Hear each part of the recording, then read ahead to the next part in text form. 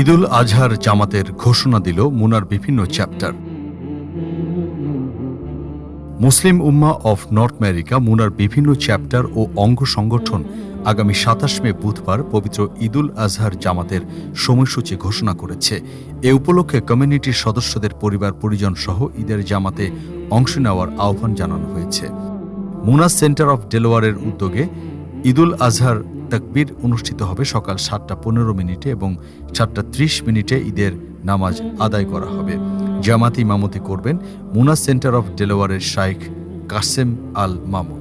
আয়োজকরা জানিয়েছেন নারীদের জন্য বিশেষ ব্যবস্থাও রাখা হয়েছে। অন্যদিকে মিশিগানের ওয়ারেনে অবস্থিত ইসলামিক সেন্টার অফ ওয়ারেন মসজিদ আল ফাতহের উদ্যোগে হালমিজ পার্কে সকাল ৮টা৩০ ঈদের জামাত অনুষ্ঠিত হবে। এখানেও নারীদের জন্য পৃথক ব্যবস্থার কথা জানিয়েছেন আয়োজকরা। এছাড়া ক্যালিফোর্নিয়ার হলিউড মসজিদ ক্যালিফোর্নিয়া মুনা সেন্টার জানিয়েছে সেখানে সকাল ৭টায় তাকবীর শুরু হবে এবং ৭টা১৫ ঈদের জামাত অনুষ্ঠিত হবে।